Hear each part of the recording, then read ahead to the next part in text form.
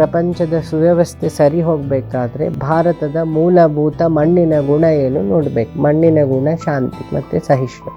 ಇನ್ನೂ ಭಾರತದ ಮಣ್ಣನ್ನು ಅನಲೈಸ್ ಮಾಡಿದರೆ ವಿಲ್ ಗೆಟ್ ಸಮಥಿಂಗ್. ತ್ಯಾಗ ಸಿಗ್ತದೆ, ಸತ್ಯದರ್ಶನ ಸಿಗ್ತದೆ, ಜೊತೆಗೆ ಭಯ ಇಲ್ಲದ ಬದುಕು ಸಿಗ್ತದೆ, ಧರ್ಮದ ಒಳಗಿನ ಶೋಧನೆ ಸಿಗ್ತದೆ, ಸಾಧನೆ ಇಲ್ಲ ಶೋಧನೆ ಸಿಗ್ತದೆ, ಭಯ ಇಲ್ಲದ ಜೀವನ, ಸ್ವಾಭಿಮಾನದ ಜೀವನ, ಎಲ್ಲರೊಳಗೆ ಬೆರೆತು ಎಲ್ಲರಲ್ಲೂ ಬದಲಾವಣೆ ತರುವ ಒಂದು ಶೈಲಿ ಭಾರತೀಯರನ್ನು. ಅದು ಡ್ರೆಸ್ ಸೆನ್ಸ್ ಆಗ್ಬೋದು, ಆಹಾರ ಆಗ್ಬೋದು. ಬ್ರಿಟಿಷರು ಬಂದರು, ಬ್ರಿಟಿಷರಿಗೆ ನಾವು ಮಸಾಲ ಪದಾರ್ಥ ಏನು ಅಂಥೇಳಿ ನಮ್ಮ ಇಂಪ್ಯಾಕ್ಟನ್ನು ಅವರಿಗೆ ಕೊಟ್ಟರು.